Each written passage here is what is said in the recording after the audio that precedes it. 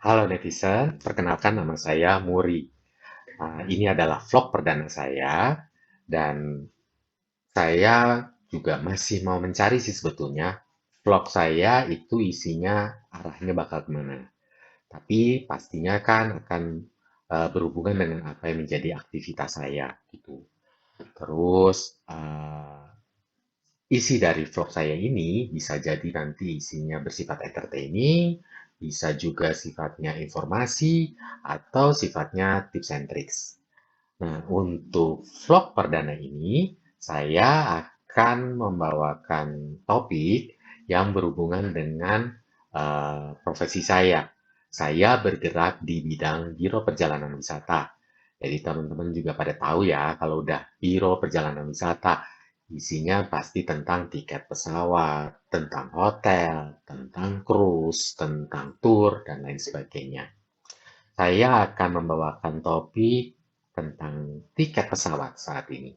Dan topik ini akan saya bagi menjadi dua bagian, yaitu part pertama tentang tiket domestik, part kedua tentang tiket internasional. Oke, bicara tentang tiket pesawat. Tiket pesawat secara umum itu dibagi menjadi tiga kelas utama ya. Ada kelas ekonomi, kelas bisnis, dan kelas satu. Untuk tiket domestik ini, kita akan lebih banyak konsentrasi dalam membicarakan harga tiket kelas ekonomi, begitu ya. Nah, kelas ekonomi sendiri dalam dunia penerbangan itu ada kodenya, yaitu Yankee. Nah, kode ini itu juga ada pengaruhnya terhadap pricing atau pemberian harga begitu. Kelas Y itu akan selalu menjadi harga kelas ekonomi penuh, harga kelas ekonomi non subsidi, tidak ada diskon, tidak ada promo. Nah, ada sub kelas dari kelas ekonomi ini. Nah, subkelasnya itu ada huruf S, V, H, B, dan lain sebagainya. Tergantung setiap airlines itu punya kebijakan sendiri dalam menentukan sub kelasnya dia dan berapa banyak dia punya subkelas gitu. Nah, eh, harga sub kelas ini itu ya dari harga yang paling mahal kelas Yankee yang harga ekonomi penuh itu nanti makin murah makin murah makin murah makin murah pokoknya sampai harga yang termurah yang bisa jadi itu harga termurah reguler ataupun harga termurah lagi ada promo gitu. Itu ada kelasnya. Biasanya kalau saya ngambil contoh ada satu airlines itu dia kalau yang harga promo banget, itu bukan promo reguler ya, tapi promo banget, dia itu kelas harganya kelas X gitu ya, itu harganya paling murah. Itu harganya benar-benar ya udah nggak bisa didiskon lagi karena emang murah banget gitu. Nah, eh, untuk di Indonesia sendiri, mengenai harga tiket, kita tuh sebetulnya diuntungkan. Karena apa? Pemerintah itu menerapkan ada tarif batas atas dan tarif batas bawah harga tiket pesawat. Jadi, sebetulnya harga tiket pesawat itu sudah rata-rata ya, teman-teman. Ah, tidak akan terlalu, kalaupun misalkan harga paling murah di satu maskapai dengan maskapai yang lain tidak akan jauh berbeda. Yang membedakan banget biasanya cuma eh, dia full service airlines atau dia low cost airlines. Nah, terus mungkin teman-teman ya pasti banyak eh, yang ditanyain itu eh, gimana sih caranya dapat tiket murah, dapat harga tiket promo gitu dan lain sebagainya. Harus beli di mana atau gimana? Sebetulnya kalau misalkan pembelian untuk tiket domestik itu ya sudah bisa dilakukan di mana saja. Kita bisa beli langsung ke airlines-nya, lewat website airlines-nya, ada aplikasi di handphone juga, atau kita bisa beli lewat booking engine. Booking engine ini ya contohnya ya ini saya sebut merek ya, tapi saya nggak di endorse atau apa, tapi saya ini ngasih contoh. Misalkan ada tiket.com atau ada Traveloka atau via travel agent. Seperti di saya contohnya, misalkan seperti itu. Mengenai harga promo itu, eee, kalau mau tahu ada harga promo atau ada harga murah atau gimana, ya silahkan rajin-rajinlah mencari tahu gitu, lihat-lihat, denger-dengeran, apakah ada promo atau tidak, gitu. Karena, eee, nggak selalu airlines itu bikin promo setiap saat, terus kalau misalkan sekarang si airlines A lagi bikin promo, belum tentu airlines B bikin promo. Udah gitu juga promo sekarang itu bentuk-bentuk promo, bentuk-bentuk diskonan itu eh, biasanya ada kerjasama-kerjasama. Misalkan airlines A lagi kerjasama sama booking platform B gitu. Jadi kalau misalkan beli tiket airlines A di booking platform apa di booking platform B ini itu ada diskon khusus gitu. Tapi kalau misalkan beli tiketnya itu langsung ke website airlines-nya atau belinya lewat travel agent, nggak akan dapat promo diskon itu gitu. Misalkan itu contohnya. Terus misalkan airlines A lagi bekerja sama dengan bank ini gitu, bank C. Nah, jadi kalau pembelian tiketnya pakai kartu kreditnya bank C atau pakai kartu debitnya bank C atau misalkan transfer dari bank C itu eh, maka ada diskon-diskonnya baru ada gitu. Terus misalkan juga mungkin airlines lagi serentak ngadain diskon, ngadain promo karena kerjasama sama satu event pameran. Ya, jadi silahkan seperti itu. Nah, terus misalkan ada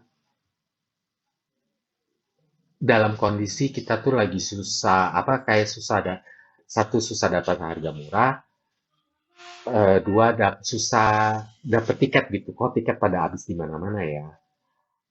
Teman-teman, mau di airlines-nya langsung, mau di booking platform, mau di travel agent, pada dasarnya sistemnya sama. Jadi sistem informasi ketersediaannya juga sama. Jadi kalau misalkan nyari nih tiket Jakarta Jogja pakai airlines B jam 8 pagi itu sudah habis gitu. Di website airline-nya udah habis. Terus ke misalkan ke booking platform B udah habis. Teman-teman nanya ke travel agent juga, kami nggak pada dasarnya nggak punya slot khusus kok. Ya sama aja berarti di kami juga sudah zero, sudah tidak ada. Kalau misalkan tiba-tiba misalkan di travel agent bisa ada, mungkin ada yang memang ada yang ngebatalin tiketnya. Jadi kebuka tuh, oh ada nih satu tiket gitu. Sistemnya pada dasarnya sama aja. Sumber informasinya sama saja. Jadi eh, semuanya kembali kepada teman-teman gitu. Mau beli di mana sama ya kalau situasinya memang udah habis ya habis aja. Nah, terus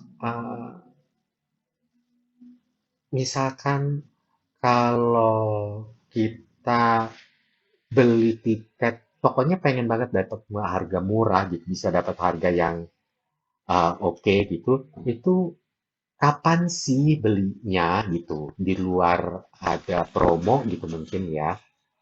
Intinya, kalau mau cari harga tiket yang murah, harga yang promo, silahkan beli jauh-jauh hari. Untuk tiket domestik ya, tiket domestik Indonesia. Kita itu silahkan cari jauh-jauh hari. Ya, eh, jauh-jauh harinya kapan gitu? Seminggu sebelumnya? Oh, bukan. Sebulan sebelumnya masih kurang. Kalau bisa 3 bulan, 6 bulan, bahkan hampir 1 tahun sebelumnya. Itu kalau bisa ya udah dibeli aja. Ini terutama untuk tiket pada periode high season. High season di Indonesia high season nomor satu di Indonesia itu periode liburan Lebaran Idul Fitri. Itu nomor satu pokoknya. Paling peak season. Eh, Kalau sudah memang punya rencana, keinginan, mau pergi mudik, sudah, terus mungkin uangnya juga sebetulnya sudah ada, eh, langsung aja deh beli untuk ini kalau kata saya langsung beli aja. Jangan terlalu berharap tunggu ada diskon, siapa tahu masih bisa dapat harga diskon.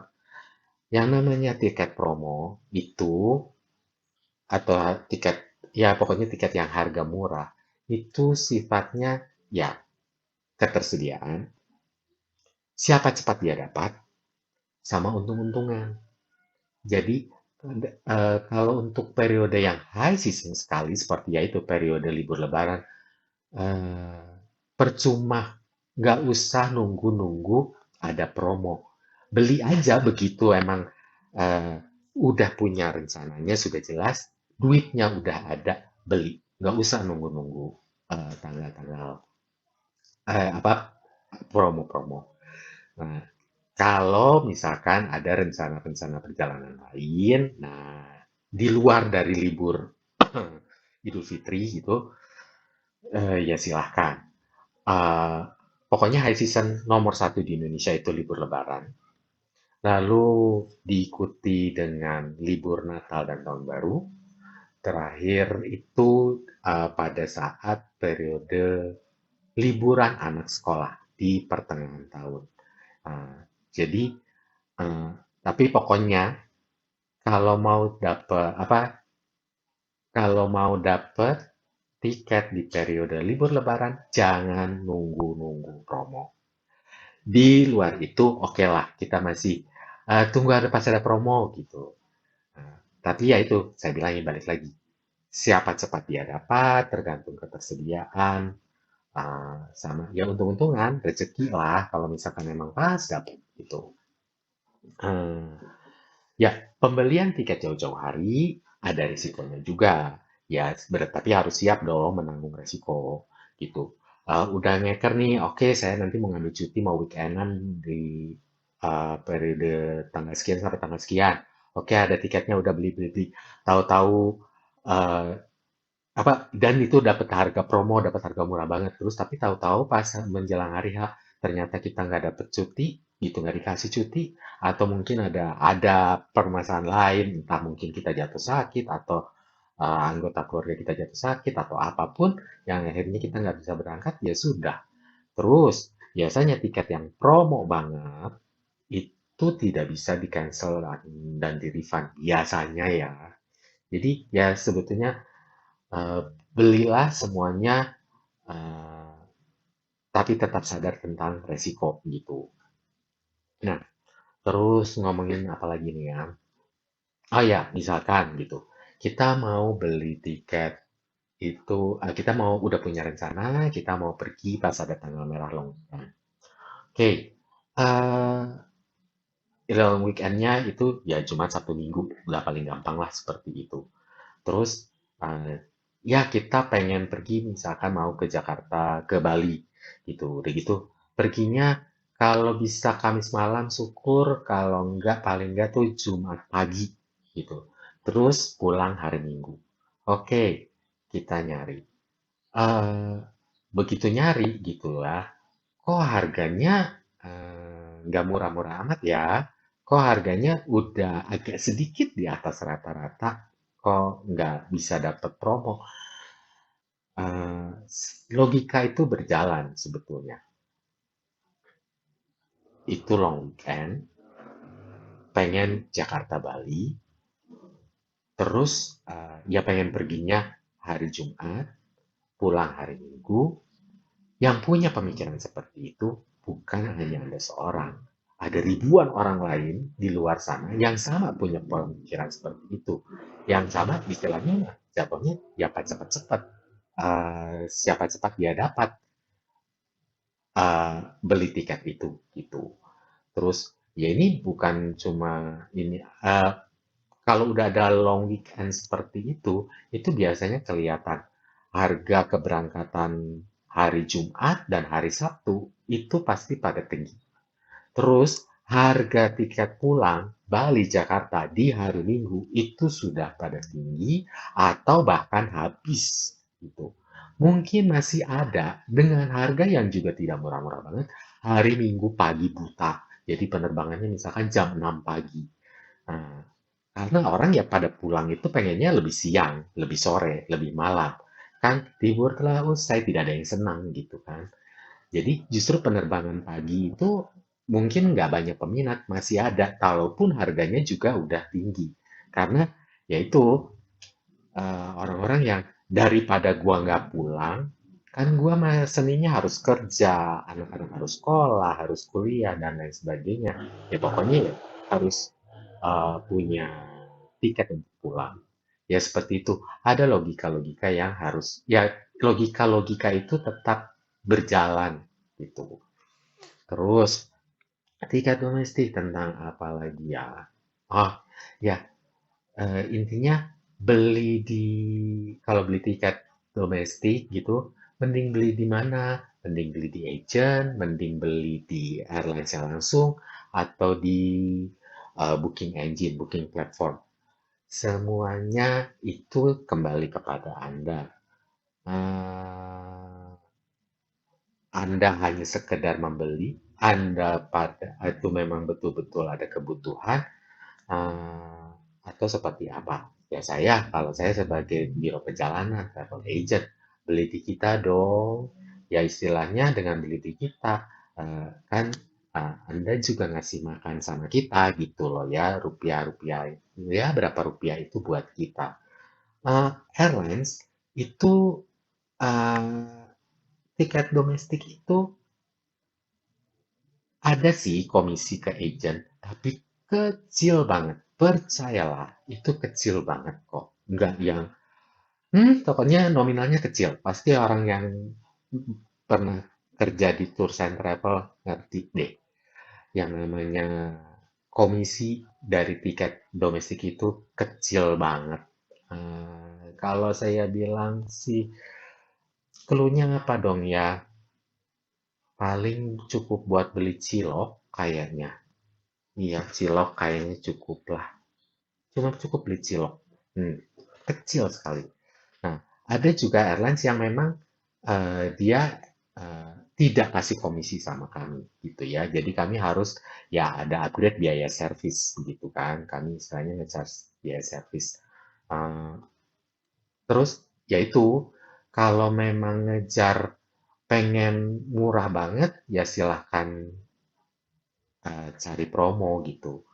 Promonya ya misalkan ada promo di webnya, misalkan pembayaran dengan kartu kredit apa, kebetulan Anda punya kartu kredit itu, ya bisa memanfaatkan promo itu, ya silahkan gitu. Karena belum tentu eh, promo itu bisa didapatkan kalau belinya di travel agent atau misalkan di booking platform.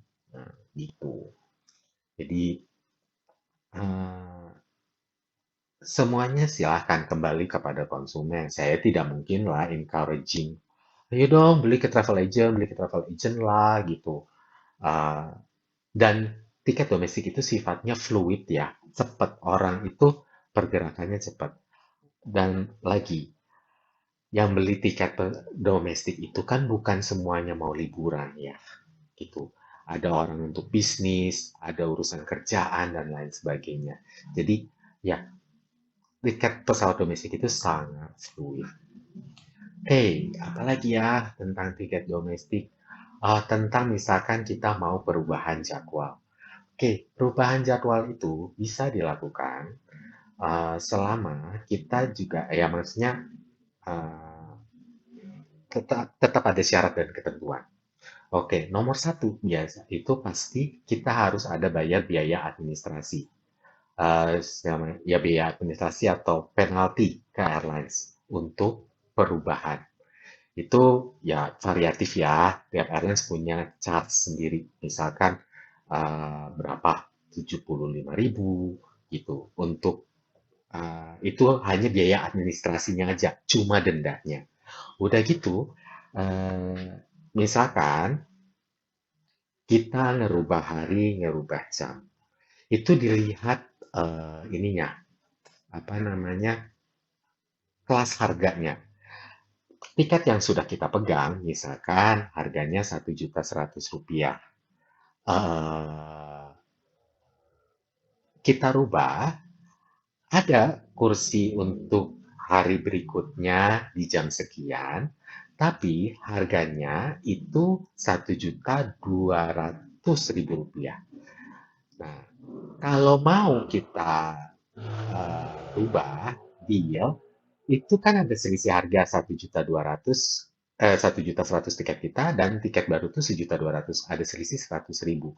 Nah, kita harus membayar selisih harga itu Rp100.000 plus biaya denda administrasinya. Misalkan 75.000. Jadi total 175.000 ya harus kita bayarkan kepada airlines. Nah, itu kalau misalkan kita mau ngeganti jadwal jam seperti itu ya.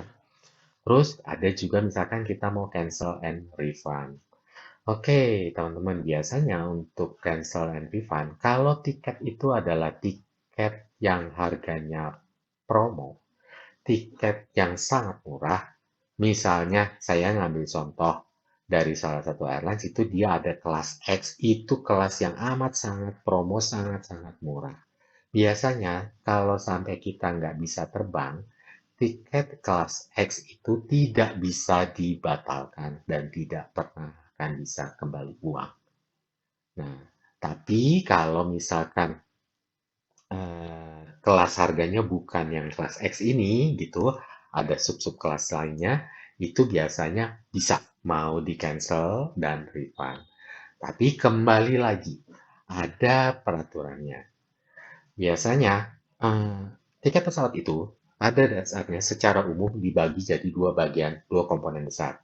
Yaitu yang satu itu harga dasar dan komponen satu lagi itu pajak-pajak, tax begitu ya.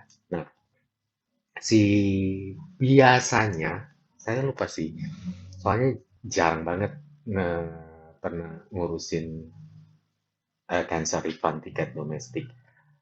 Eh, yang bisa dikembalikan itu harga dasar si tiket. Pajak-pajaknya biasanya nggak bisa dibayar, apa nggak bisa di-refund. Jadi pajak istilahnya sudah disetor, sudah dipotong, maka eh, hanya si harga dasar tiket saja yang bisa dikembalikan. Itu pun masih ada ketentuan, ada denda administrasinya, ada di berapa. Nah, itu pasti dipotong gitu kan. Nah, terus itu prosesnya bukan langsung instan. Kita ajukan mau batalin, kita dimasukin di sistem, dibatalin, lalu klub uangnya langsung kembali. Biasanya itu kebanyakan tidak seperti itu. Sama seperti di kantor-kantor kalau misalkan mau kontrabon, itu kan suka ada jadwalnya. Ya, kontrabon setiap hari Rabu, jam 11. Nanti kalau sudah di-approve, disetujui, itu diproses, dananya akan turun cair misalkan hari Jumat atau hari Senin. Seperti itu. Airlines juga sama. Biasanya mereka ada time frame-nya gitu kan. Jadi ya teman-teman, kalau misalkan sudah sejak begitu diterima semua dokumen dan disetujui, biasanya ada periode waktu. Nah, rata-rata ya, itu dalam waktu 1 bulan, uang bisa ditransfer, bisa kembali gitu ya, setelah dipotong-potong rata-rata. Jelek-jeleknya 2 bulan. Oke.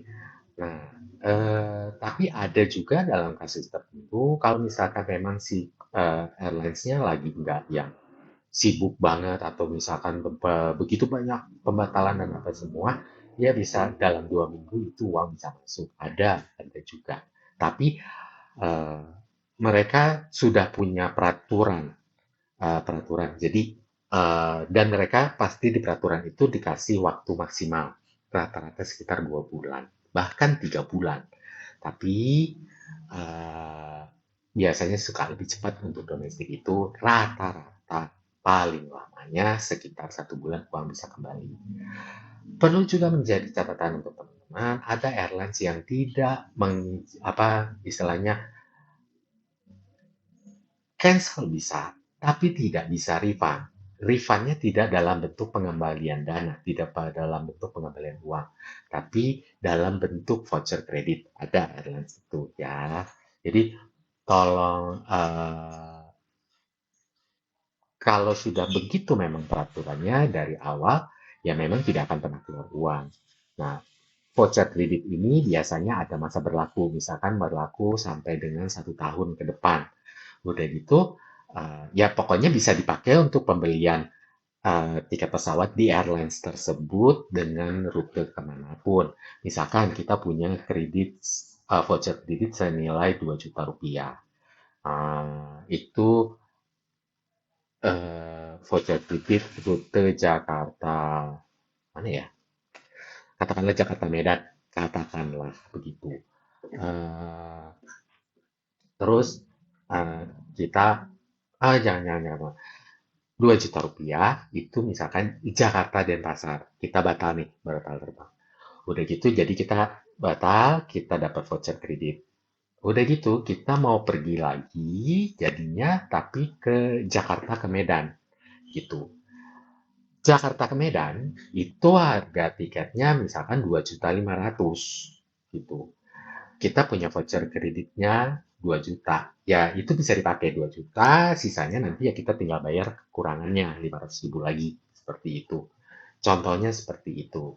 Untuk yang si airlines yang tidak mengizinkan, yang tidak memberikan pengembalian uang dalam bentuk cash gitu istilahnya seperti itu.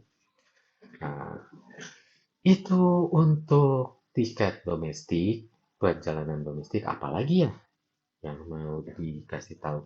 Well, kalau untuk tiket domestik sebetulnya sih nggak terlalu jelimet ya, nggak terlalu banyak ini itu. Pola perjalanan domestik itu juga istilahnya semua orang udah tahu, tahu sama tahu. Pokoknya nggak terlalu rumit seperti apa. Tapi kalau misalkan ada hal-hal yang mau ditanyakan berkaitan dengan tiket domestik, silakan disampaikan di kolom komen ya. Nanti kalau sempat saya baca, lalu kalau bisa saya jawab, saya jawab. Bisa juga nanti mungkin untuk jawaban-jawaban saya bikin konten jawaban, bisa jadi kan. Pokoknya seperti itu. Nah, sepertinya cukup segini dulu untuk konten saya yang pertama. Sampai jumpa di konten yang selanjutnya, part 2 tentang pesawat, tentang tiket pesawat internasional. Nah, ini itu lebih seru sih, lebih seru ya. Jadi tungguin aja. Eh, Terima kasih atas atensi kalian. Mohon maaf ya kalau misalkan semuanya masih ya belum bagus ya, masih banyak kekurangan di sana sini. Nih vlognya masih perdana, peralatan juga seadanya. Ya semoga nanti untuk vlog-vlog berikutnya saya bisa lebih baik lagi. Oke, terima kasih. Sampai jumpa. Bye-bye.